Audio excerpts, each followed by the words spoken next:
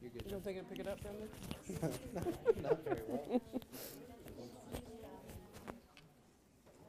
The red light means it's on? Yes.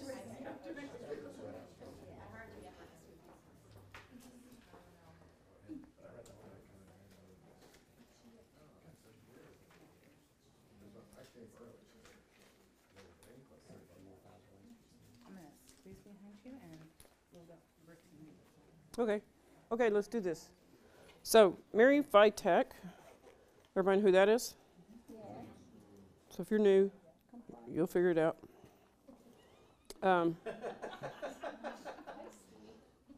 She's the lady that holds the key to you getting paid in her hand, because she's the one that says, you've given us everything we need in order to get paid. Okay, trying to find a text message I got from her this morning telling me what I needed to talk about.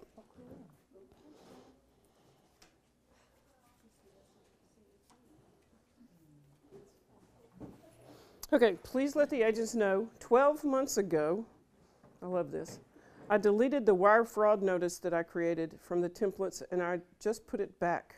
Sorry about that, but there's also a TAR wire fraud notice. Hopefully y'all are using that with every transaction, with every buyer, with every seller.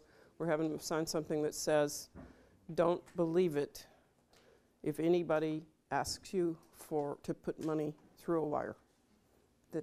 Because I will never send you those instructions. Y'all got that form? Y'all do that? It's real important that you cover that. It's still happening.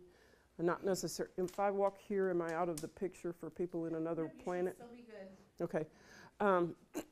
So be sure you're using that. Whether it's ours or TARs, doesn't matter to me. Don't care. Just be sure there is one. And if you don't have one, in some way, tell people that. I am never going to send you wiring instructions. I am never going to send you wiring instructions. I am never going to send you wiring instructions. It will never come from me. You understand that? It will never come from me. And if it comes from a title company, be sure you call them at a number that you have for them that's not in the email you got and make sure they send it to you. Because that's also happened. That the title company has been scammed and the money and the email comes looking like it's from the title company and it wasn't. Hi. So, are you inviting people in here? Yes. She said, by the way, the checklists are updated. I'm just waiting for Dotloop to be done making them active, hopefully by the 1st of next week. So for those of you who use checklists, you'll be happy for that. For those of you that don't, you don't care, so it doesn't matter. Just trying to cover. You love the checklist? Well, you got to be a certain behavioral style to like checklists. There are others who don't. Okay, she cracks me up. Be sure and tell them that always, if the buyer and seller are actually signing the document, you call that a wet signature now, which I don't know exactly why that is, but you have a piece of paper and you hand them a pen and they write their name on there, that they put the date on it, because you're so accustomed to having Dotloop go, bam, this happened at a certain time at a certain place, and it's all that stuff. And when you're doing that real thing, which apparently we do occasionally, two people are shaking their heads as if they know what paper is. Okay. Oh, you just did it last week. There you go. Put the date on it. See, she's talking about you and she didn't say that. She didn't even say it. But that's a big deal. What to do if a buyer agent won't return a seller disclosure, the tax information? I don't know. Or a MUD district form. Get a paper trail that says you've asked for it and they wouldn't give it to you. That would be my big notice. And feel like I should take up a collection from the people that came late, don't you? Okay. When the seller disclosure changes, I know we've talked about this before, but when the seller disclosure document changes, the Real Estate Commission and the Texas Association of Realtors repeal the old form and make the new form appropriate. And apparently sometimes at the time forms change, or maybe always, we have trouble getting documents from the other side. My sort of history with that is if we've asked and asked and asked and asked the other side to provide us with the document that we need for the file, and you can prove how many times you've asked. It's been more than once, they've refused more than once. And you can upload that proof document. You understand what I'm creating is a paper trail for an attorney and a judge that says we asked multiple times, they failed to give it to you. Here is where they said they wouldn't, couldn't, were going to and didn't, whatever, so that we can prove that we did everything we could possibly do to get that document for our file. Then I will let Mary approve the file. But I don't need just one ask. I need more than one ask, more than one refusal, all in writing. And the whole point is to cover your hiney. Because if there is a lawsuit in that involving or a regulatory complaint in that transaction, and there's a form that was pertinent, like a seller disclosure document where something was disclosed that, you know, whatever reason we didn't have a signed copy of, we can lay down before the lawyers at the commission or the lawyers in a lawsuit and say, here's where we ask on this date and this date and this date, the listing agent or the buyer's agent for this form, and they couldn't give it to us. And we're throwing them under the bus. I'm okay with that, unless we're in an internal transaction, and then I'm not okay with that, because we're not going to approve that in an internal transaction. Angus, can we contact the broker? Yeah. Or did you already say that? Oh yeah, you could. I didn't say that, but you could. So if you're in that same situation and there's a broker and an agent, and the agent's failing to provide the document, you could certainly call their broker and say, I need a copy of. Now sometimes that doesn't mean anything, because sometimes the broker doesn't understand why it's important for that broker to have that information. And then I'll call if you want me to. Yeah, and then I'll call them if you want me to. So should the buyer acknowledge that they're signing a disclosure that's out of date? Yeah, if that's the situation, yeah. Okay. If we're representing a buyer and a seller hasn't made a MUD disclosure or a water district notice, should we ask the listing agent for it or let the buyer keep their out? Well, that's a good question. If it's the buyer, I would say let them see it, but you provide it. But it's not a signed copy. It's not a signed copy. Yeah, you understand that. Yeah, okay. If we represent a buyer and the seller has failed to provide the water district notice or the MUD notice or whatever notice it is that is required to be given to them, it actually creates an additional option period for the buyer, an additional way for the buyer to back out. All the way up until they sign it. Okay. And so many cases, other agents are accustomed to getting that signed at closing, because they have not had happen what the Lake Travis office had happen, which was a buyer walked away from the deal at closing over that.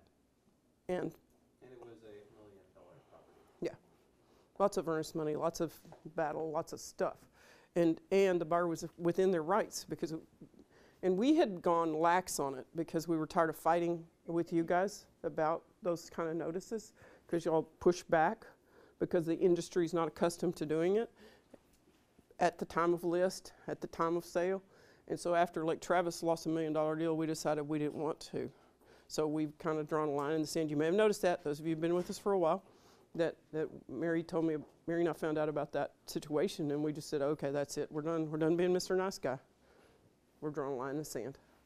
And I've gotten a couple of emails from people who haven't been in class, haven't heard Mary say that, haven't read anything about that, and they say, do I really have to do this? And I respond back, I'm okay with that if you're willing to pay all the litigation costs that occur when the buyer backs out at the closing table. And usually they say, I'll get it for you. You know, well, they may say, what are you talking about? And then I go back and say, there was blah, blah, blah, there's a buyer of $1 million property, blah, blah, blah. And I'm not willing to take that risk, are you? Just because you want to be lazy and not get it done? Do it. So you're saying if we're on the buyer side, It might be. Yeah. I think it's a good idea to get it no matter what, but that would be just me being silly.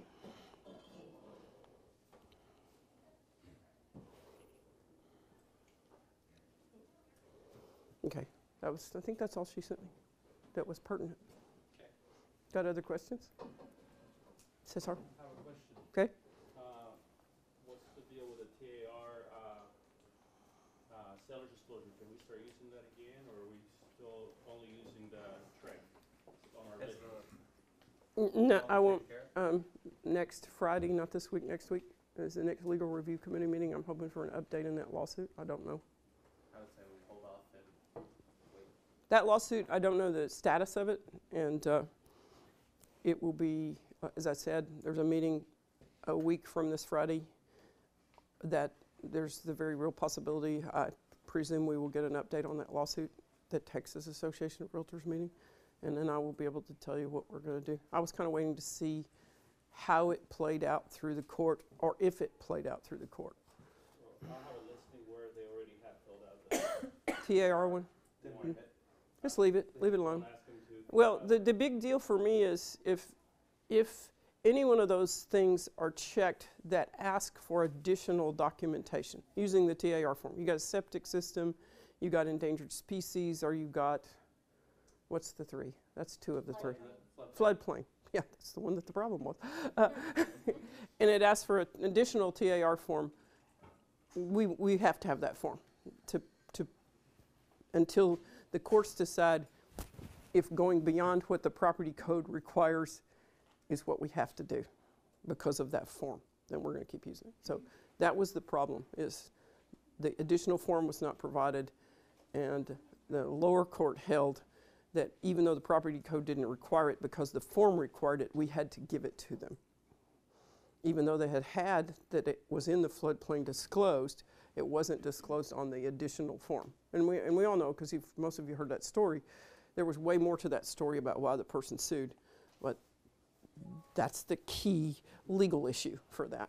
So we use the TREC form? That's the safest form, but if you're going to use the TAR one, just be sure if the places where there are, if you say yes here, attach, that whatever it is attached. And hopefully Mary and Jeff and whomever else comes along doing our compliance know to look for that. If you're using the TAR form, that we have the additional document referred to in where it's checked.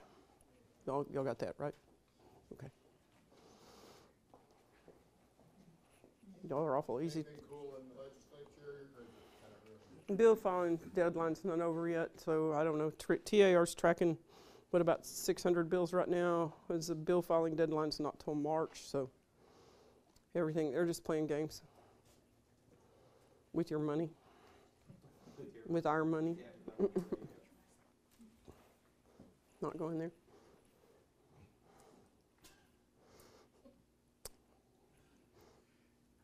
That's it. I mean, I don't know. You guys have any questions? Nobody has any questions? Trying to think. We've Yeah, had, okay. excuse me, Judy, no, go ahead. we've had problems with bonuses that have come up on new homes. So we've learned some things through the experiences. Sometimes, and I've had this in the past 30 years, they don't like to pay those bonuses even though they say they're going to. So we had one situation where the on-site salesperson said there was a bonus of $5,000. And then whenever the offer came back, he said they're not going to honor that because they took that off. But the on-site salesperson didn't know, and so rather than get into a big argument about it, we just kind of said, well, we want it or whatever. And he split it, actually, and he paid it, the on-site salesperson, so we didn't fight that one. So what we learned from that experience is when there is a bonus and you see it on a piece of paper in their office, stapled to the wall, you get them to make a copy of that and have the salesperson sign it and date it. I don't know if they'll do any good, but, you know, watch that. Well, if they offer the bonus in the MLS, they have to honor it. It was not in the MLS. They had taken it out, but they had it posted in the office, and the sales agent said there was one. And so they don't put that in the contract, because, you know, those builder contracts are completely different than what we're used to. And they all basically say the same things, but I have had builders put it in writing on the contract, but anyway, so it wasn't in MLS anymore. It had been, but it wasn't in it. I think you could also take a picture as long as it was time date stamped while you're there. Maybe with this on-site person standing by it. this, someone took your picture. And believe me, I think the guy would have done that at the time, but he did somewhere, it came out of his side of the His deal. side of the deal. I was in Candy Cook's class yesterday about the new build process, and she said, for instance, like that, to use the form 1042, I think. 1040 and 41 Yeah, I don't know about that for one, but additional bonuses. Just to have it in writing and have them sign it. Is it a TAR form? May I escape out of this? Where's Kristen? Get me to TAR. Oh, TR. Sorry, we dropped the A. I know you're next, but I got something else I want to say. Texas Realtors. They've dropped the association. Have you seen the new logo? Do I care? Well, if you like Ted Cruz, you're going to like it. See? Ah. Ooh, ah. She's stealing my jokes. I did steal your joke. The A's implied. The A's implied. Now, it's going to maybe take me a while to find what I need to find. 2401 and 2402. Well, let's look at them if we can find them. That doesn't even look like the site. No. They just did this like last week. Yeah, you log in because I think I'm logged in somewhere else right also now. while they're looking for that, can I say something else about Lennar Homes has posted that they will, if you do not have an agent, they will sell the house. Yeah, for they're cheaper. also advertising that. Yeah. They will what? It's posted in MLS, Give up $1,500. not in bonus. MLS, on their flyers. So I will not be selling. To reason to sell D.R. Horton Homes, and whoever that lady was here the other day, last time I was here, who stood up here and said they love realtors and 98% of their sales are from realtors, and that's the same thing D.R. Horton stood up and said at a big meeting. When Lennar was here, 85% of theirs come from realtors, so you know, hey. But what'd they say? I Yeah, couldn't- what did Judy They say? give a $1,500 bonus We'll give you if a- you don't have an agent. We'll give you a bonus if you don't got no agent. Oh, well, I What are can you tell looking you, for? Are you in looking my for home, forms? Legal the forms. head of their marketing, I met, and I was, during the discussion. Illegal told and her ethics I will was be illegal. stationed At sold one of their houses. Oh, there it that is, okay.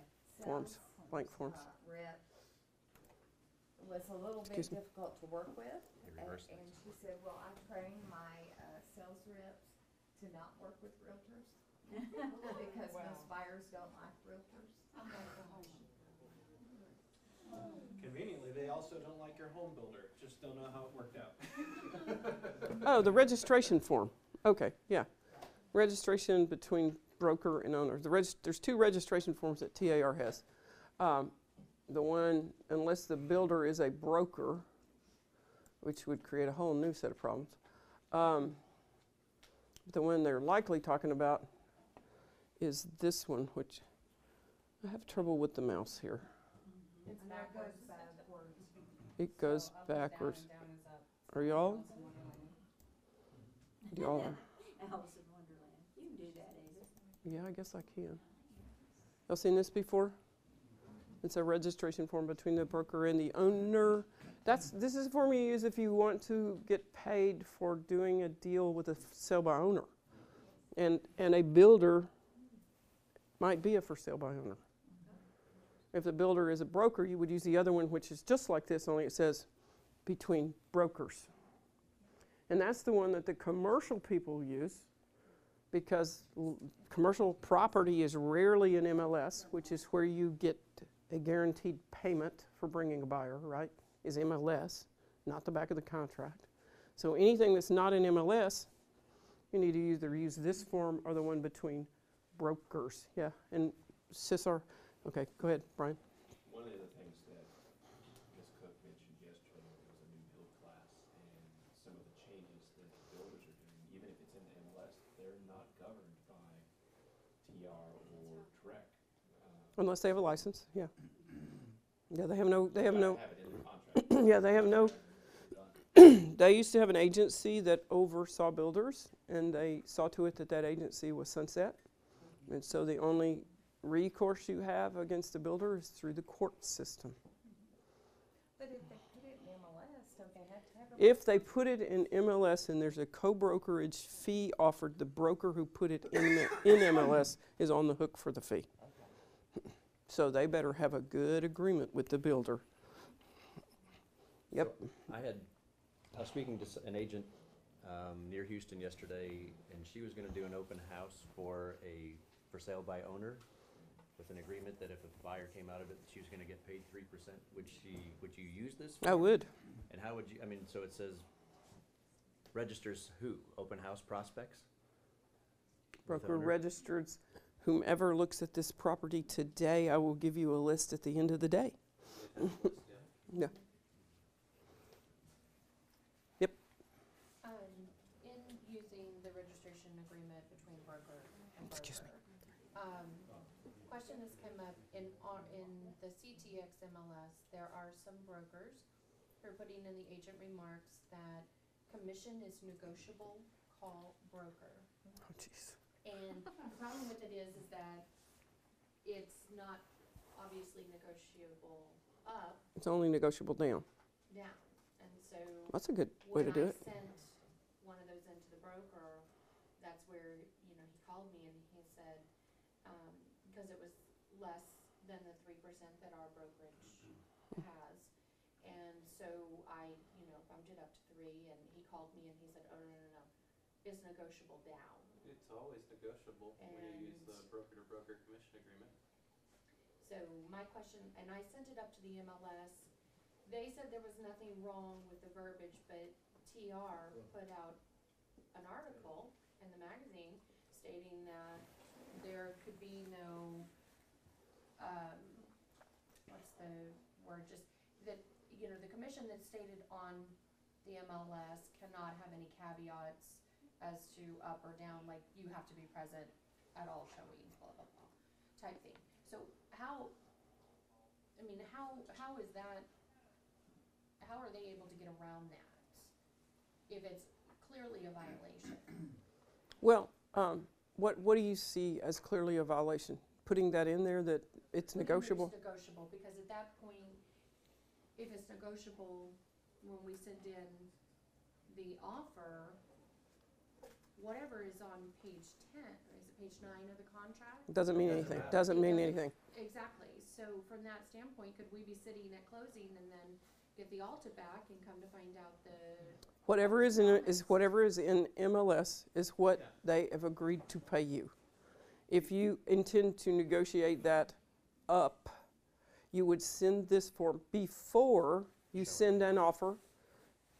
You have to show everything that your buyer is interested in. Right. However, if you have properly done a buyer representation agreement and you have properly discussed what the obligation is of the buyer if the seller is offering, because you're going to seek first your commission from the seller, and then the buyer rep agreement says, and if the seller doesn't pay me, you will.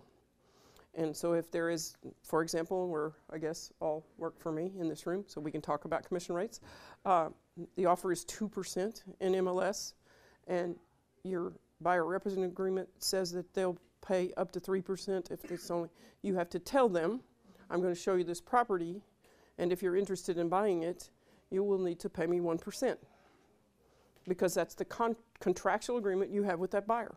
So before you do that, to do everything you can to be a fiduciary to the buyer, you should send this to the listing broker and say, I'm going to show this property, like to make 3%, not 2%, and before you get an offer, before you anything, you begin that process by doing that.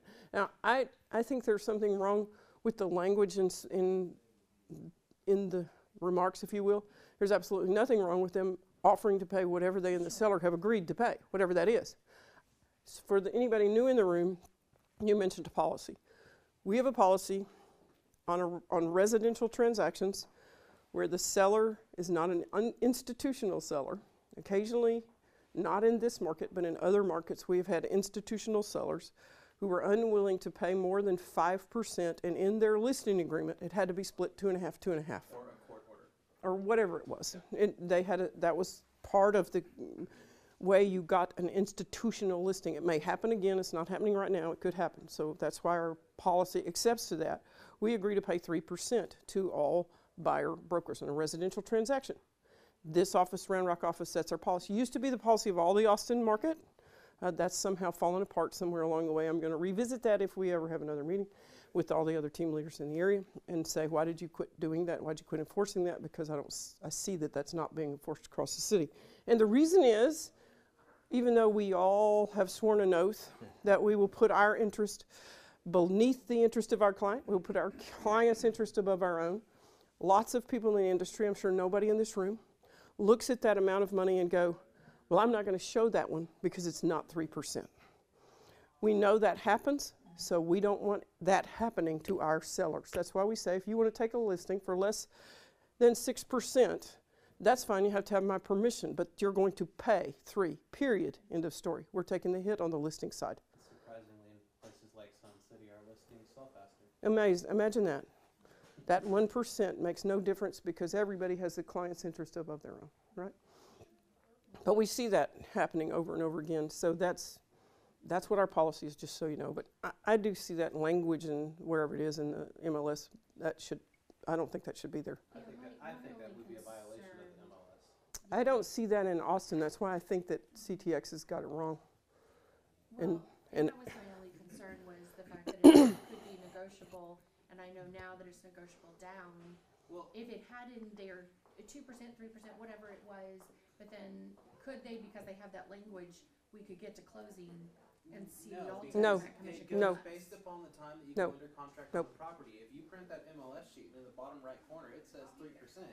You're getting paid 3% unless they have something like this signed between you and them that says, I understand I'm going to make 2.5% on this transaction. It must go based upon what the MLS says Well, at the time you go under contract. thank you for reminding that. I hope everybody heard part of what he said, if not all of it. If you're new, when you get ready to go show property, take the MLS printouts and save them to PDF and put them in a file so that if that one, because we've had this happen, the day you show it, they changed the cooperative commission in MLS from 3 to 2. You've got that MLS printout. That's what we're getting paid because you made a PDF copy of that. We're going to the wall for whatever was in there, 3%. We have and will go to bat for you. And we have done that, and we've won. You always win if you've got the proof, which that's why you get that PDF, print it, and put it in a file. Hopefully you got a file somewhere in your computer because nobody has a file folder but me. And I have 2 or 3 of them. And they do double. They have one in their car and one in my office. Well, I have some in the office in there right now. But I'm getting wet signatures from somebody right now on the True Charity that maybe we'll finally get set up today. But in your electronic file, hopefully you're doing that for every consumer. You've got a file, you're uploading everything in there, you're uploading the PDFs of your text messages, you're doing everything. So that when the time comes, that never comes, I hope for any of you that it never comes, a regulatory complaint or a lawsuit, we've got all the paperwork we need to prove what we did. Thank you. Not on any of that. Oh, but good. But make, in keeping copies of your files, now might be a really, really good time to have redundancy with your files through Dropbox or Google Drive or something with the new Keller Williams opportunities coming. It Well, would just be safer than sorry. I haven't talked to Mary Fytek, and I mentioned that last week, but Mary and I need a plan and probably like some big honking hard drive of some sort because we're going to probably need to upload all of our files just because of my fear of loss in the transition from dot loop to whatever. Okay, I'm just a little worried about that. I mean, the history. Yeah. Not necessarily current, but the history is what I'm worried about. So, thank you. Adios. I'm going to Round Rock. Gonna talk to Mike. For a high five. One more thing about something we've experienced just this last week is some of these smaller HOAs have bylaws that are not any place to be found according to the title companies. So when you actually get the bylaws from certain subdivisions, then make sure you keep copies of them because the title companies say they do not keep bylaws. Well, and it may be about time again for us to get be able to Come and do it in teach class? a class on HOA. Oh, It's been about a Yeah. year. Because Yeah. it's been about a year and it's, Tell me who Bill is.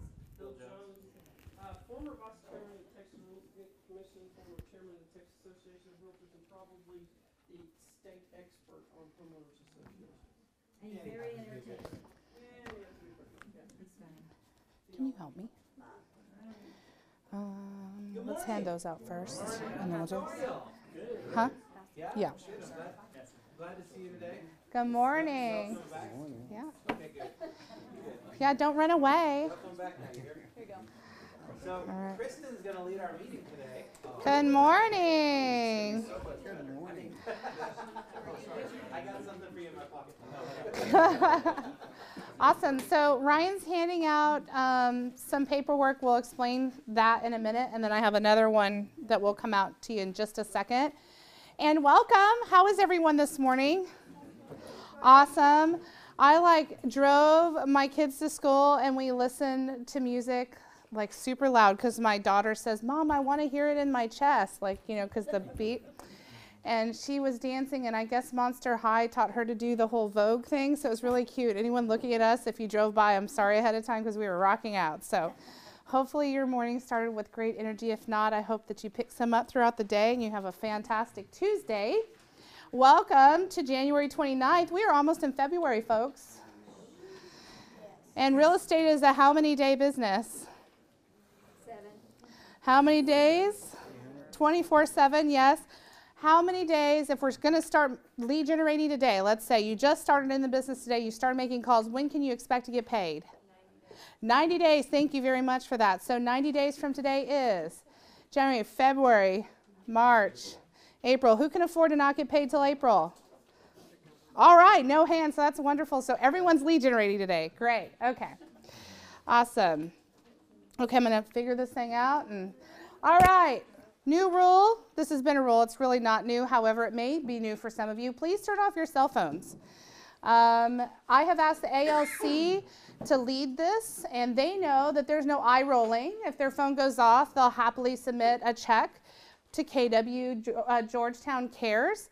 So everyone's going to follow suit. So if your phones go off in the middle of the meeting, whether it's phone or laptop, I appreciate that we're all very busy. It's an hour of your time, so please turn off your phones. Any issues? Everyone hear that? $25 to KW Cares is going to help somebody out, right? Awesome. Thank you ahead of time for your donation. All right, so let's watch a video. I apologize ahead of time if there's any colorful language. I watched most of this, so there shouldn't be, however. Maybe. I can do it. There it goes.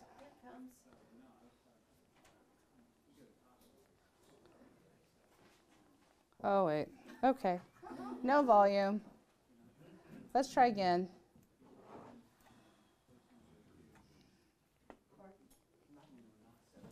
Scott, how do I work the volume on this thing? Oh, there we go.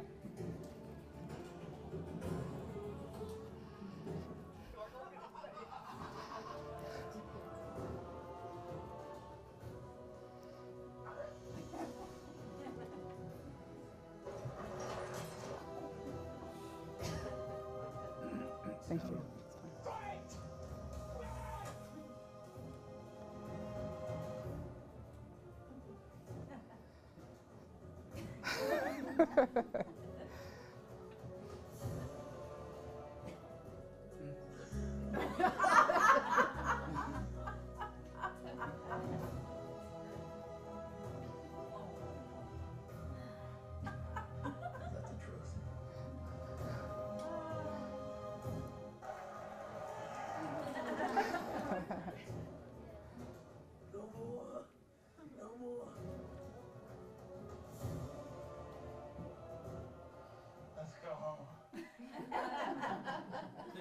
So, anybody experience those 9 emotions? Every day, often, right? Awesome. Okay, great. So, let's see.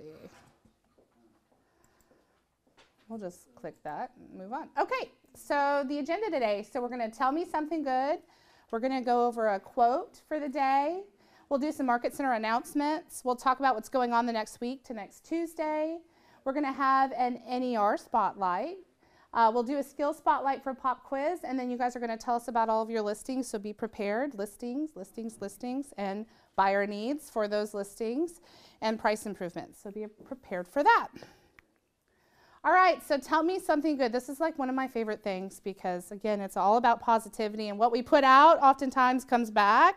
So tell me something good. What's going on in your business, in your life, around the Market Center that's been good to you this week, this month, this year? Who's got something? Oh, come on.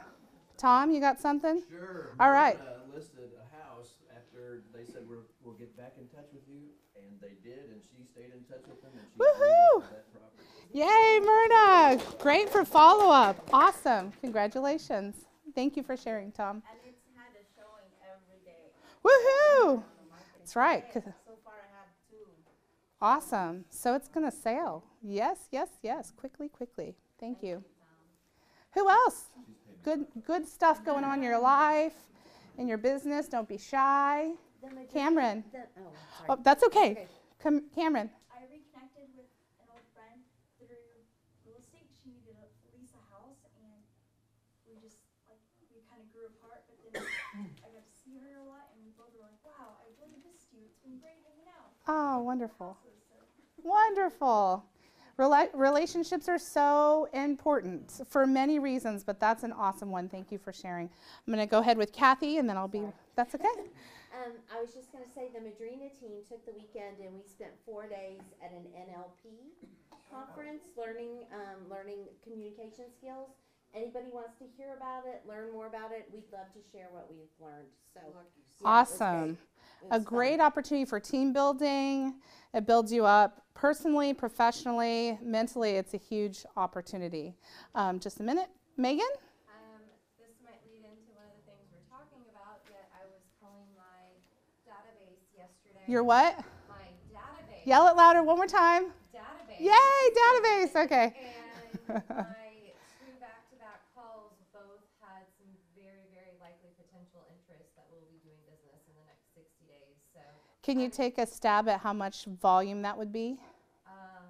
one of them is a development, so probably Yeah. Hundreds of thousands, if not millions. Okay. a listing and then helping them with a build. So that wasn't a bad day at work, right? 2 hours of that, and I'm like, see you later, I'm going home. That was a great day. So having 2 back-to-back, it's been a while for having things like that. It's always a big win when you get those calls. So they happen when you keep doing the actions. Absolutely. 2019 is going to be an awesome year. So congratulations. Tom? Under the Forrest Gump, life's like a box of chocolates, you never know what you're gonna get. I got a call from a client who we finally closed, and he was very, very trying to deal with. And so when the phone rang, I regrettably answered the phone, and he just said, hey, I've been thinking about you, can I pray for you? It was the nicest call. Aww. It's amazing. And, you know, again, it just puts in a reminder of what we're doing every day. We're helping people with maybe the only investment, but some of the biggest investments they're ever going to make in their life. And so sometimes you can have some character changes while you're going through those, right? So just remember, we're all human, and that's an awesome call to get. So any other awesome things that anyone wants to share? Okay, well, I hope that you guys continue to have great things happen to you in the coming weeks. And 2019, like I said, is going to be a good year. So quote of the day, our greatest glory is not in never falling, but in rising every time we fall. So right, in the famous words of Taylor Swift, you gotta dust yourself off, right? Doesn't she dust your shoulder off or something like that? Anyways, okay. So make sure that you're gonna get no's. That means not right now. You're gonna get people maybe that hang up the phone.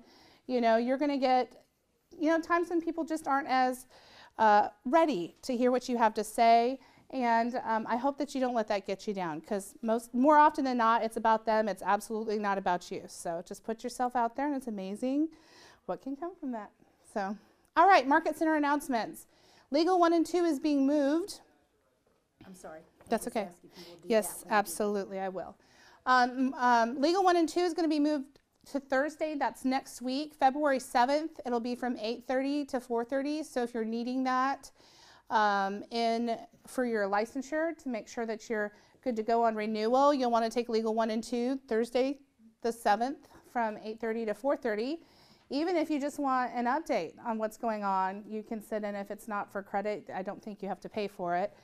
There's nothing wrong with getting just an upgrade on our knowledge base there.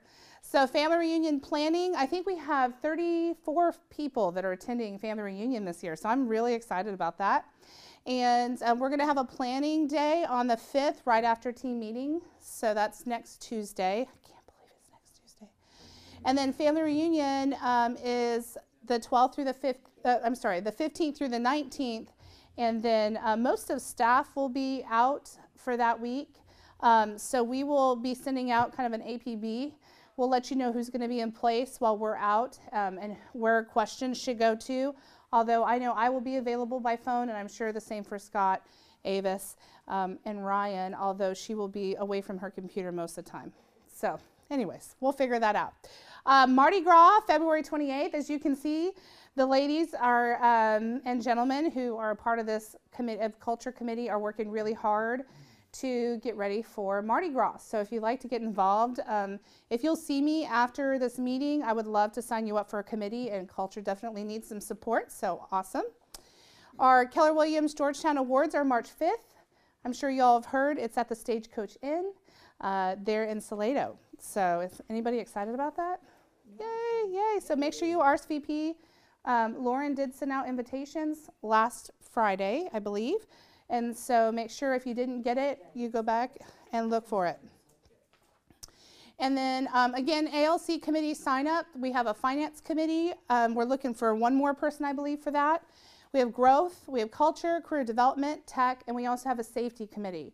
So if you'd like to know more about those or how to get involved, it's a great way to help yourself with longevity as well, because you create relationships and partnerships in the Market Center that are absolutely priceless. So get involved in a committee if you can. Any questions about committees? All right, I know that you all will sign up. And then Avis has asked that I announce we have the TR winter meeting, so Texas Realtors winter meeting. It's typically at the Hyatt downtown. I believe that's still, yes, right off of Riverside area, Barton Springs, and Congress, actually. And it starts, if you're commercial, it starts the 7th.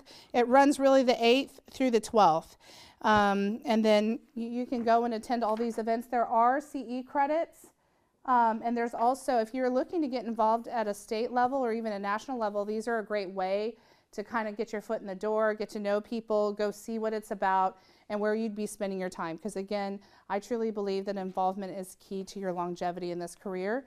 And a lot of stuff that you learn at these things, you can take back to your listing presentations and your buyer consultations, and kind of put you head and shoulders above the rest when you know what's coming up in legislature. So an opportunity. If you want to know more, texasrealestate.com, you can register there. I think it's free to register unless you attend some of the events, like WCR has an event there, and then there's a couple of other events that you can attend. For TreePack has a breakfast there that you can attend.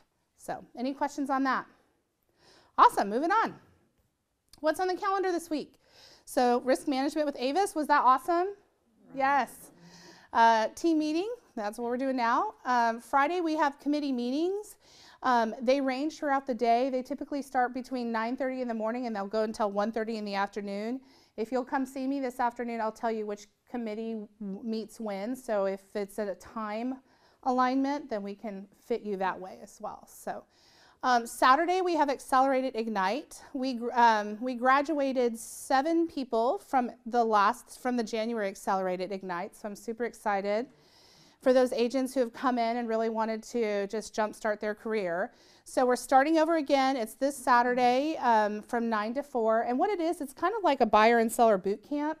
So this Saturday, you'll get goal planning. I'll walk you through how to set your goals for real estate, and then how to work a seller from start to finish, including a market analysis. And then on the 23rd, Julie Jones teaches the buyer side of it. And how do you take a buyer from start to finish? How do you do a market analysis to make sure that your client's going to pay, around where they should be paying and stuff like that. So February 2nd, that's this Saturday. If you want to attend, or if somebody on your team needs to attend, if you'll let me know so I can make sure we have food for them. Well, if you need foundational structure in terms of how you run your business, absolutely. That never hurts to go back to the basics, especially right now with the shifting market. So if your listings are sitting, and I'm not going to look at anyone because I don't know if they are, but if they're sitting, I'm just going to say that it's a good idea to look back at how you're doing your market analysis and viewing the market, right? Because the market really tells us where we should be. Not the tax appraisal, not what our neighbor says, what the buyer's willing to buy for and the seller's willing to sell for. And so you have to kind of be the reasonable voice in the middle. So this is a great opportunity to get back to the basics and really kind of dig deep on where you could improve your business structure. So thank you, Tom, for that. Monday, Rising Stars, 9:30 a.m. That's with Scott. He gets to chat with you. He will pick a topic. Oftentimes people will come with a topic and they'll mastermind it. So it's a really great opportunity to grow knowledge base there. And then we have never-ending referrals. Now, we started yesterday. That was the first session, the 4 laws of the database.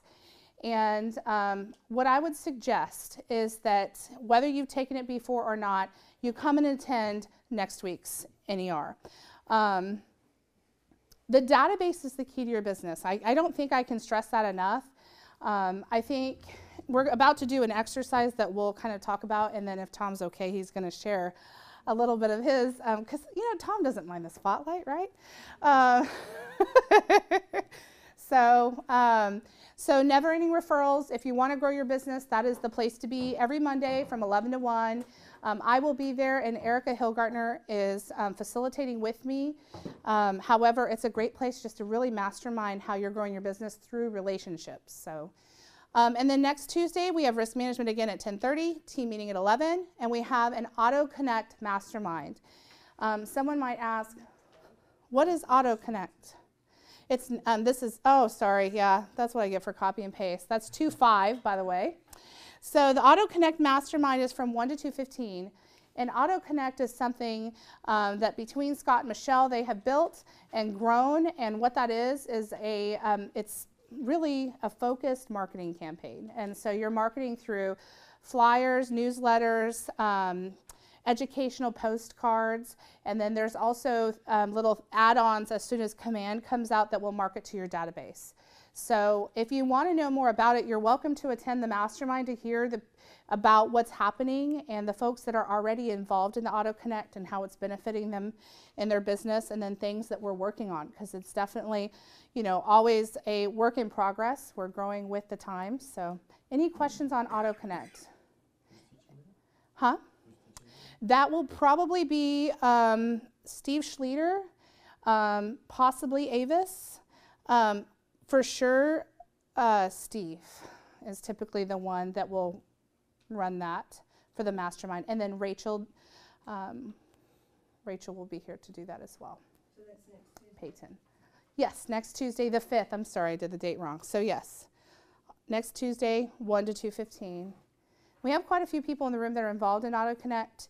I'd be happy to connect you with them so you can hear firsthand how it's supporting their businesses. It will work really well with your 8x8s or your touch campaigns, your 36 touch campaigns. So good opportunity. All right. So you guys all got a never-ending referrals document. Most everybody, I think. It looks like this. Thank you. So before I start the video, he's going to kind of run through the math of this, and this is what we did yesterday in our first meeting for never-ending referrals. And so I just want you to see what kind of opportunity you all maybe have left on the table from last year.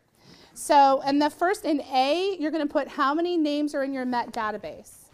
And that's the one right here in the middle, in A. And Met database is people that you know and people that know you. So if you have 100, then you put 100. If you have 50, you put 50. If you have 1,000, then you put 1,000, right here in A.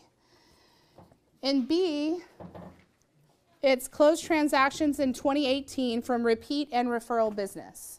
Not just all, because if you got them at an open house, that's not a repeat and referral business. So if you got something by calling your database and they said, hey, you know what, my neighbor wants to sell, and you went and sold the house and it closed, those are the types of transactions that go in B. And then C is your average commission. If you don't know those last two numbers, you need to come meet with me, unless you're brand new in the business. If you don't know where to find those numbers, I'd be happy to show you, because you should be looking at these weekly, monthly, yearly, quarterly, all the time, okay? And then, so you'll write them out also in the corresponding letters. So A goes in the A, B goes in the B, and C, wherever that is, the average commission goes there. And then I'm going to play the video, so he's going to walk through it. Everyone ready? Okay. I don't know how loud this is going to be, so be prepared. Your never-ending referrals opportunity. And to do this, I'm going to walk you through step by step filling out your NER opportunity form. And by the way, as we go through it, I'm going to fill in the numbers from one of my agents. Her name's Mary. In fact, Mary was getting ready to take Bold, and she was a little freaked out about where she was at with her database. And we just had a conversation about her business. We were doing a little business planning. And so I'm going to walk you through this form the same way I walked Mary through it. So go to page 5. Let's go through your opportunity. This is page 5. Here we go. Let's start in the middle with your form. So let's start off with A, and I'd like you to fill in right there how many names are in your MET database. Now, when we think about your MET database, this number, these are people that you know, that you like, and they know you. And so let's put that qualification on what's in that box. And let's stay in the middle. Now, for Mary, by the way, Mary's number was 200, and I'm going to walk you through this, like I said, just the same way I did with Mary. Now stay in the middle, and let's go to B, about halfway down the page here, and I'd like you to put in the number of closed transactions you had in the previous year that were either repeat business from your network, your sphere of influence, or referrals that you received from them that turned into closed business. So these are the number of transactions closed last year as a result of a referral or repeat business from your MET database. Now go the last box in the middle of the page, that's your average commission. Now for Mary, B was 12. She's done 12 transactions with her MET database of 200 that she had in A, and her average commission in the bottom line in the middle there was 7,000. So let's take a look at how this works out when we do the math. So you do your numbers as we go through this together, and I'm going to walk you through the conversation that I had with Mary as a demonstration. So let's go to the left side of page 5, and let's walk down the 10% potential. Now, where does the 10% come from? That's our stated goal in never-ending referrals of you achieving a 10% return on your database. So we're going to take A from the middle there, which in Mary's case was 200. You're going to put in your number. How many were in A? Now, you're going to multiply that. Let's work down the left side. You're going to multiply A by 10%. That's going to give you C, the next box, which is your potential closed units. Now, in Mary's case, 10% of 200 is 20. Now, we know that Mary answered earlier that she had done 12 transactions the previous year from her MET database. So we're putting that in B. And now to get E, we're subtracting the potential closed units for her at a 10% return, which is C. We're going to take away the 12 that she did, and so E becomes 8 opportunities that, well, frankly, Mary didn't realize. You notice in the middle, we said those are closings that went to another agent last year. Ouch. See, those closings happened. They just didn't happen with Mary. And so when you miss an opportunity, when you don't have a 10% or better return on your database, there's missed opportunity. Somebody did those transactions, and it wasn't you. So let's see what the opportunity is. Those 8 multiplied by the average commission of $7,000, well, that left us with the very bottom line for Mary of a 10% return of $56,000 in additional revenue that's sitting there right now for Mary to seize when she gets her database in order. So let's finish up the 10% line for you. Work through that math. All right, so now let's go to the right side. Now, the 12 to 2 return, what is that? Well, in the Millionaire Real Estate Agent, Gary prescribes, and their research said that agents who had mastered their database, now remember that word, mastered their database. Mastered takes many years. It takes lots of intentionality. Once you've mastered it, the long game on this, the big potential could be for every 12 in your database, 2 bits of business, 1 referral and 1 repeat. And it might take 3, 5, or 7 years to get to that penetration rate in a closely held Met database, and yet it's doable. And so let's take a look at that. And let's start with A, right from the middle, your number in your database. Now again, for Mary, that was 200. Now we're going to divide it by 6. We call it 2 for 12 in the Millionaire Real Estate Agent because it was 1 repeat, 1 referral, and yet it's really 1 for 6 then. So we're going to divide 200 by 6, and well, in Mary's case, that was 33. What did you get? And put that in there for line D. Now, we're going to subtract from D the number that we had in the center of the page as far as closed transactions the middle of the previous year. And that would be 12 in Mary's case. And so when we subtract 12 from 33, we have F, which is the number of transactions had Mary, had you really nailed this starting 4, 5, 6 years ago, and we're at that 2 to 12 level, there would be 21 additional transactions. In Mary's case, how many would be there for you? Now, when we take the average commission of $7,000 in the case of Mary, that means there's $147,000 additional dollars waiting for Mary without even changing the size of her database by simply getting to a high level of mastery and a high return on that database. So finish the math on your 12 to 2 potential, and let's see what your number looks like. All right, so let's talk about this for a second. What numbers am I hearing out there for the 10% return on potential? What numbers had sat in your database that you didn't see or realize last year? Who's brave enough to share? Cesar. $120,000 in your database was your 10% that was left over, right? What could you have done with that money? Paid off a lot of debt. What else maybe? Vacation, which means? Okay. We're spending time with family, right? Thank you for sharing. What about the 12 to 2? Who wants to share that number? Come on.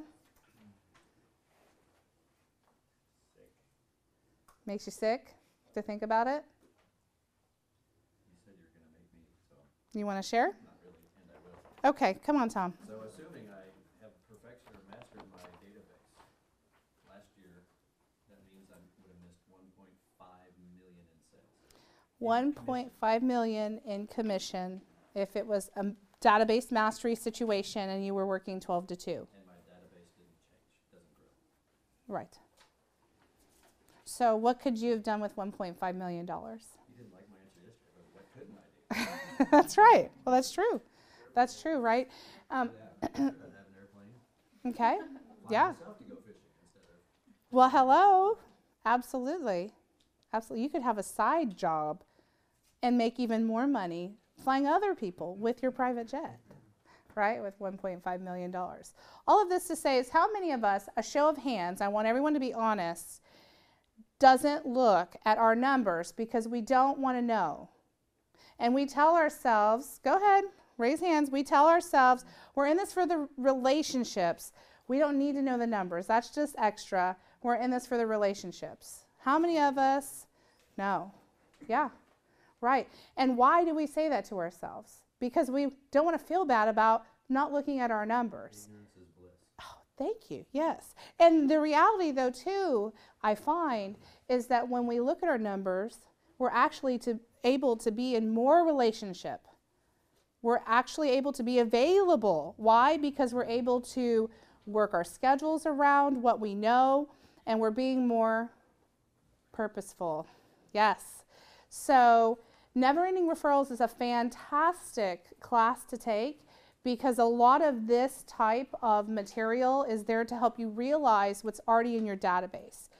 And for me, what I want everyone to hear today is that all of this money is where? Somewhere else. Well, could be in your database. Is it in buying leads? Did he say anything that any part of this was because Mary went out and bought leads? No. So if you could realize $1.5 million from your database, what the heck are you guys doing out there buying leads? Right? If you guys can show me that you're working your database at such a high level and you're getting this kind of a return, and you still need more because you're impacting lives and you need to grow your database by way of purchasing leads, then you have a conversation. But if you're not hitting these numbers, then you have to take a really hard look at yourselves and your business to say, where could I really be spending my time and my money? And does it need to be on someone else's leads, or can I nurture my own relationships? Does anybody have any questions on that? Awesome. Yay. The energy just went funky. Did I scare the heck out of y'all? I just want you guys to know that you have it there. It's right in your hands. And if you're saying to me, Kristen, I don't have a database, yes, you do. And if you come to Never Ending Referrals, we'll show you how to build it, how to grow it. Cesar. How much is Never Ending Referrals? It is free. That's what I was just getting ready to say. It's free to you. For us. How much is it normally for the rest of the country? $299 for the 8-week session. And it's a great 8-week session. Yes. Yes. Even if you miss one, it's still, even if you miss one. Yes. Well, and here's the thing. You know, our job is boring if we're doing it right, because it's the same thing every day. You get in and you lead generate and you make those calls and you touch those lives, right? And then you go and you do the same thing. You show buyers and you say the same thing, which are your scripts, right? Even though you don't think you are, right? You say the same thing. And you do the same thing. You change lives every day. It's a boring process. You have to make it fun. And if you're struggling with not finding the win, then it's a perspective issue. It's a mindset issue, right? So you got to get comfy in the boring, right? Because the boring brings you $1.5 million, and then when you're flying yourself to some fancy place to go fishing where nobody else can go, just you, is that boring? No, right? We have to do the mundane. We have to get through those normal, everyday activities that none of us want to do. And if you talk to anybody who's highly successful in this business, they're going to tell you they do the boring stuff first. I go in, I make my calls, and then before you know it, the response on the call moves their energy, and it's no longer boring. It's exciting because you realize how much you're changing lives. Okay. Go ahead. When you lose a transaction for whatever reason, it's never fun, but it's a lot less painful when you've got 5 or 6 or 8 or 10 under contract versus 1. Right. And you lose the 1. Correct. How many have had that where you've had one deal fall out and you were just banking a whole bunch of stuff on that? Man, you were cashing that check before those chickens hatched. Yeah. So you're right. When you have, 5 or 10 other things going on and one falls out, do you feel bad? Sure. Yeah, you didn't want that deal to fall out. Does it affect you financially? Does it make you go, I don't know if I can pay my mortgage today? No, right? That's where I want you all to be, in such a comfy place that if something falls out, it's not devastating to you or to your family. So thank you, Tom. All right, next slide. Okay, pop quiz. This should be fun. I think most of you know these answers. Are we out? Yep. Okay. Do you mind? Here. Thank you. I think we're good. Does everybody pretty much have one? Okay, awesome. So go ahead. I don't want you to yell out any answers. I'm going to read the questions, and then you're just going to circle the one that you think it is, and then we'll just talk about them, right? So first one, what can you write in special provisions? Anything I want, nothing, what my client requests, or factual statements, and only if there's not a form for that. So circle whichever one you think. Number 2, when do you sign a hold harmless? A, when I do not get my loop approved and my clients have already closed. When I purchase a property for myself. C, A, and B. Or D, all of the above. Right? So let's go back to the first one. We'll just talk about them. What do we think? A, B, C, or D on what can you write in special provisions? D. Yeah, that. So I'm really serious about this, guys. I can't tell you how many contracts I look at, and the most recently I've seen over and over and over again, seller is a licensed real estate agent in the state of Texas, or seller is mother to said agent, to listing agent. Does anyone know what paragraph that goes in? 4. Hello. There's a spot for that. What about buyer accepts the property as is, except for we want the seller to do all of these things? Where does it go? Yes, thank you.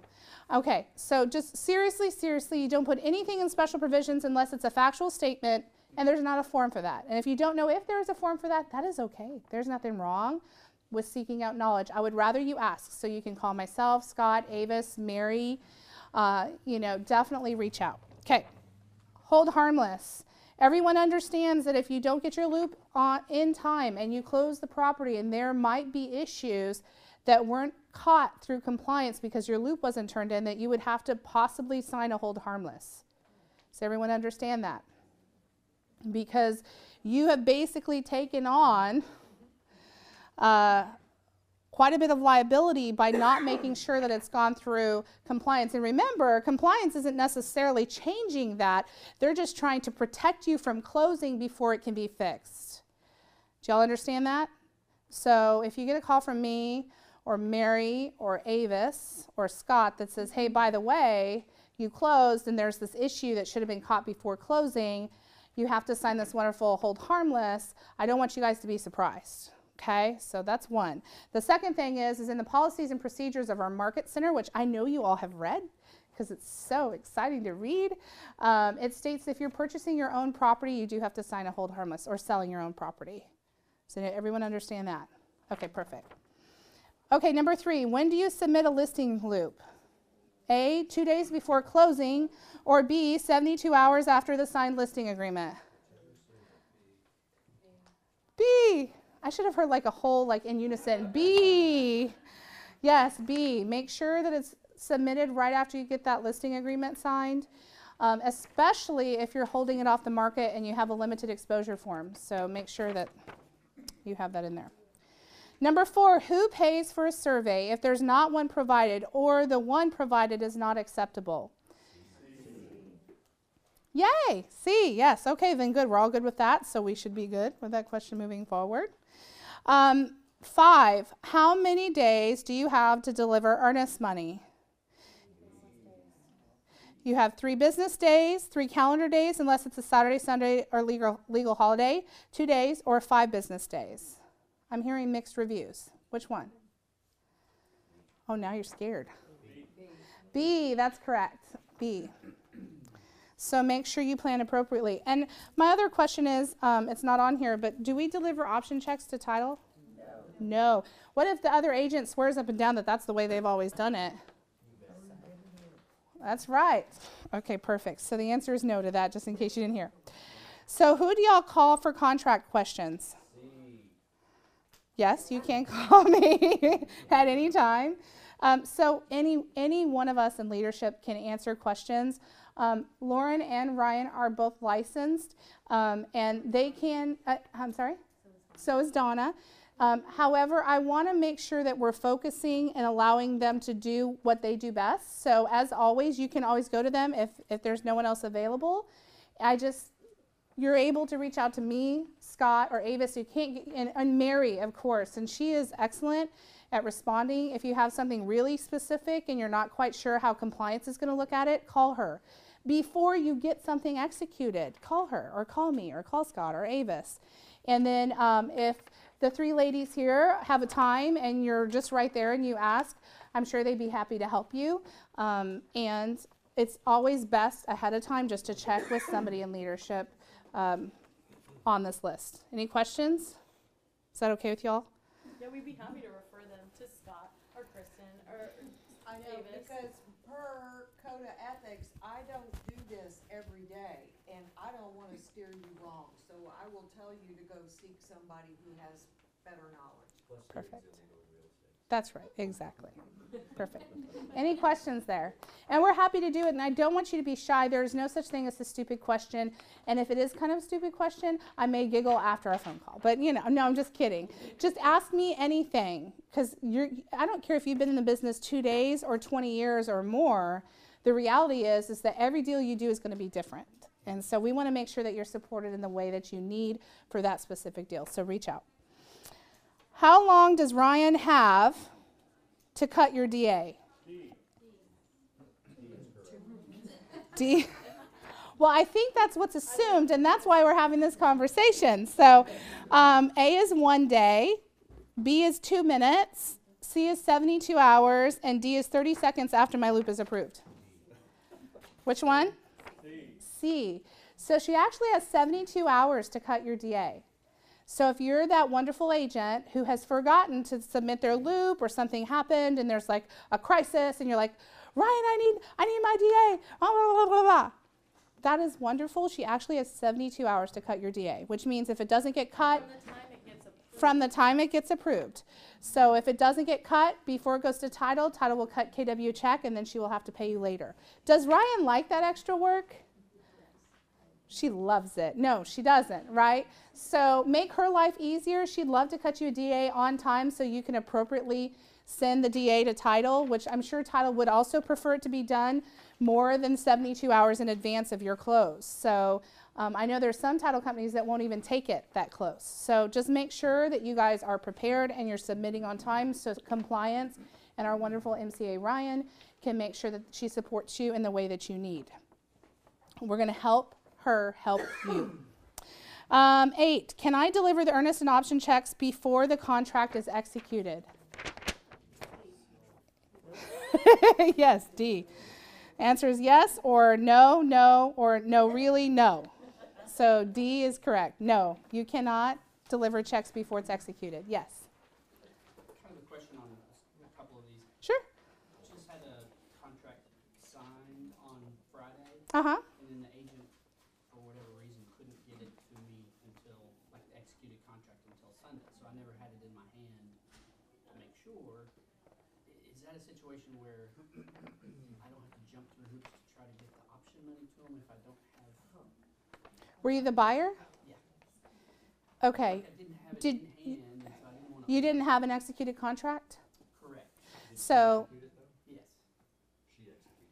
yeah, but it should have been received by the other agent. Honestly, I tried to send it, but it didn't come through on the. Okay. So it always behooves you to double, triple check, make sure that things are coming through when they're supposed to. You still would have been within the time frame. It was an out of town, so it was like an overnight kind of thing. Yeah. I think that you have to also prepare your buyers, unfortunately, if they're out of town, for their options. So if they're going to overnight a check or a cashier's check, or I've heard of people wiring funds to the title company for earnest money situation, that needs to be a per deal basis. They need to know the wire fraud situation, making sure that they've signed all the agreements before they do that. And you need to prep them in advance. If your contract gets accepted on a, say, Friday night, then I have so many days to get your money there.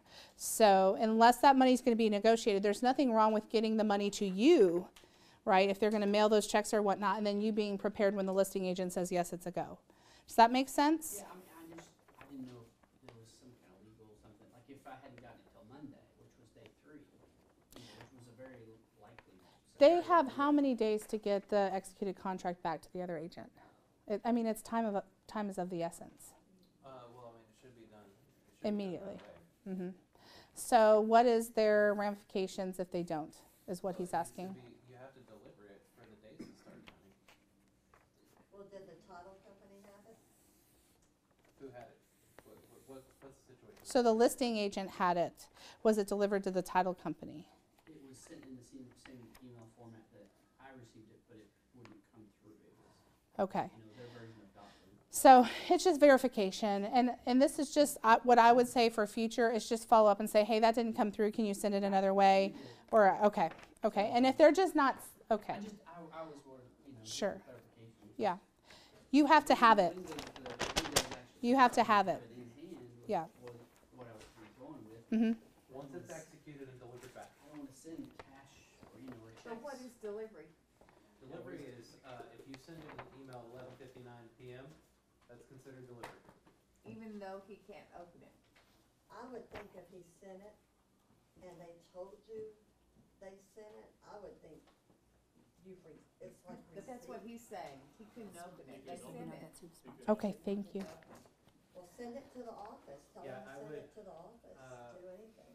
I think in that case, if there's no way to open the attachment, you can show that. I mean, we're getting into really, really gray area. Mhm. But, There's a weird if there's situation, no, but it was like, if there's no way to open it and you can prove that, and you were to have to go in front of a judge and you could pull up your email and prove that attachment's still not working, I think you have. Yeah. But And- what if Title was able to open it and we weren't? It was But a it was weekend, the of weekend. course. So. Well, yeah, I think that, and you have to be careful with verbal too, because some people say, yeah, we're executing, it'll be right over, and the next thing you know, they've accepted a different offer. So be very careful with believing verbal anything. It should be in writing, and you should have some kind of receipt. So if it were me, when I'm sending something back, I call, text, and email, right? Because how can they mess up 3 things? If they can mess up 3 things, we got a problem. So I don't mind texting a copy or a picture of, in that case, I would have said, hey, can you just text me a picture of the executed document until you can figure out how to actually send me the document? Perfect. Okay, great. Do you have another question on these, you said? Okay, Is this for your personal transaction? Yeah. Got it. awesome. Any other questions on these? Okay, great. Y'all are great sports. Thank you for playing along. All right, so tell us about it. What do y'all got? Listings. All right, don't be scared. Yay. Okay, let's do Stephanie and then Megan. We have a new listing in Killeen, Okay. 100,000 for a house. It's a little over 1,300 square feet, but it's a 3-bedroom, 2.5 bath Wow. home. And the seller's been doing a lot of work, but unfortunately he had tenants in there that literally demolished the whole house. Mm-hmm. So if you even got investors that are looking, it rented for $850 a month. But I know $100,000 properties are hard to find over here. So if you've got someone, You got an opportunity. Thank you for sharing. Get in touch with Stephanie there.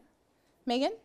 I've got a couple things. So new listing, land listing, mentioned it last week. This is 90 acres in just south of Buckholtz in Milam County. It's about 45 minutes northeast of here. 90 acres, got a tank, currently ag exempt, trees, fully fenced, listed at $485, and there's a water line on the property. We also have a lease listing coming up that Alexis has. It's in Bertram.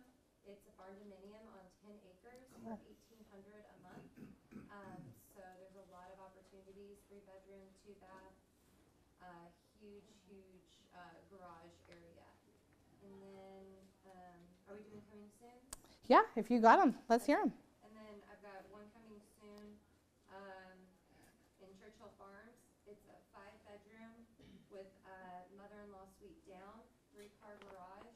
It's got an updated kitchen. It's going to be listed around $310. Wonderful. Thank you and congratulations. Scott? So I've got a coming soon, 401 South College Street, Mm-hmm. built in 1950, 2-bedroom, 1-bath, corner lot, has a shed / workshop that matches the house. Oh, Cute nice. little place. Brand new windows this past summer. Roof is 4 years old. Major components on the HVAC replaced in the last 3 years. List price $215. Wow. And it's gonna hit the market 12th February. Nice. That will go quick. All right. Sylvia? I have my coming soon on Logan Ranch Road, I will be listing it February the 12th. And Popular date. it's that hill country style, 1-story, 4310 square feet on 2.6 tenths of an acre. Tax rate is 1.9% out there, no HOA. It has a 3-car garage and then a smaller,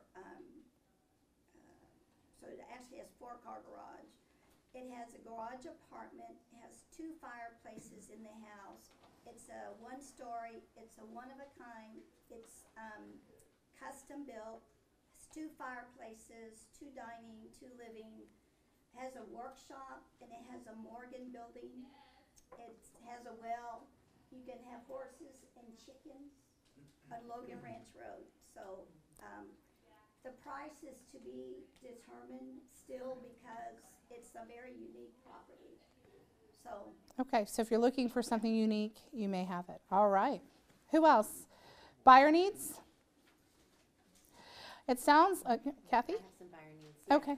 I need 50 to 100 acres in Williamson County at a good price on a major thoroughfare. We've seen everything in the MLS, and none of that is what we're looking for.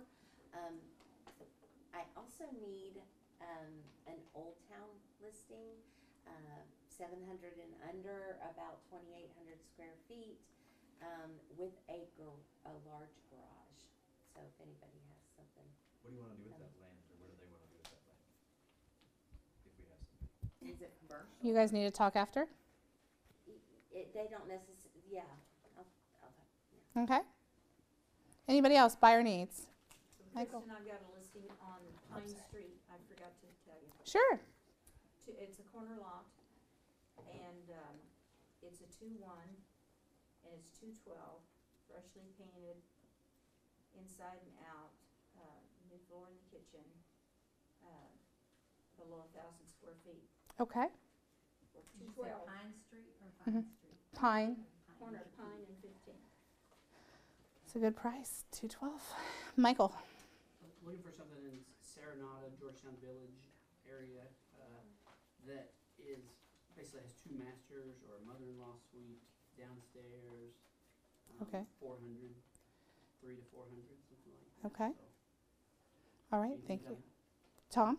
I left my list at home, and I have one that under 700,000, west of I-35, north of Dripping Springs, and all the way up to Florence. They're looking for a 1-story house, 2 true masters.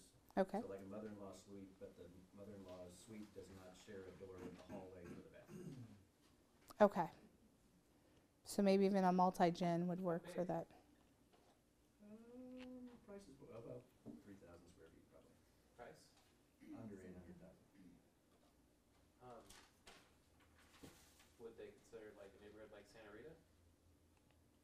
Maybe. I mean, she has a listings coming all the time, and we haven't found much of anything. And The reason I'm asking is because there's a model called the Grove 10 by Wilshire, and it's very similar to what you're looking for. you didn't say Lennar, you said. It's Wilshire. Lennar's Awesome. building next-gen houses too that have those. Trees has something like that in Wilshire too. Awesome. All right, any other listings coming soon, buyer needs? Yes, Stephanie? I have one in Bell County, and I know that there are still, we've had agents, but Yeah.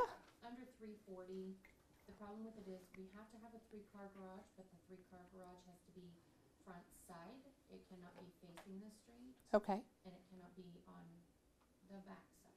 okay, Updated kitchen, would love a half acre lot. okay. Also, nothing built prior to 2017. So 340, if you know of anything coming up or see something, we've exhausted our searches, but. Okay, we got a little bit of a unicorn there. Awesome, well, it sounds like we also have some great opportunities to reach out to our Database. Awesome. Thank you for ending that for me. I hope you all have a wonderful day. I'm going to have our sponsor come on in, Heidi with Old Republic Home Protection. Come on in. Don't be shy. Come on up. No, not me. All right. Welcome. Can I help you pass some stuff out? Okay. Awesome. All right. We can give some to half of the room. Sure. So that, and then this. All right, and then Donna left. Ryan, can you help me again? Hang on one second here. Want to take one of them? Well, Or, yeah, this one. perfect. Will you take what she has?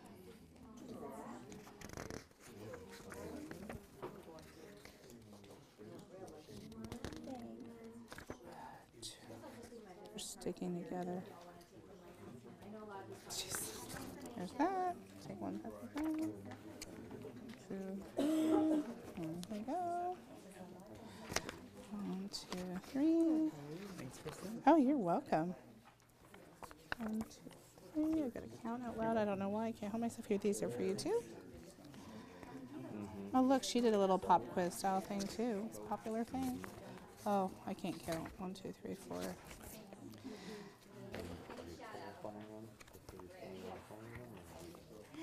You're qualified.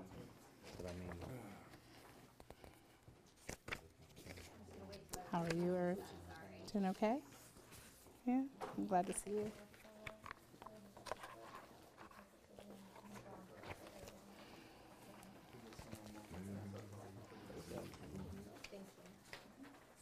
You have extras?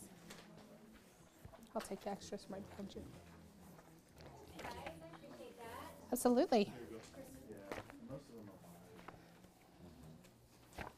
Thank you. All right, the floor is yours. Thank you. So I'm Heidi with Old Republic. I'm sure you all were hoping that we could talk about home warranties today, right?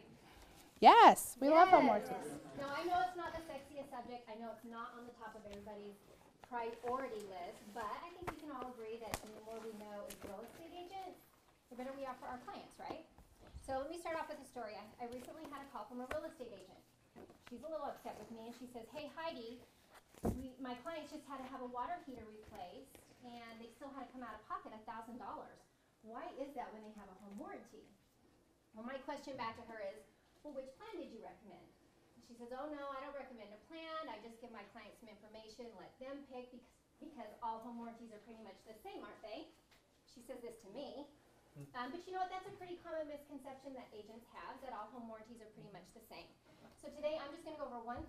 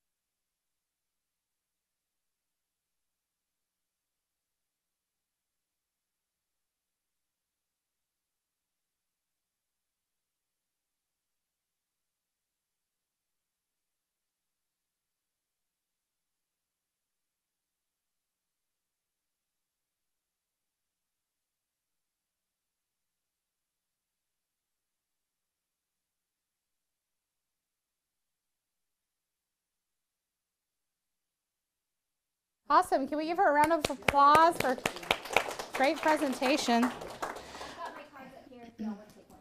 All right, I'm sure she'll hang around if y'all have more questions.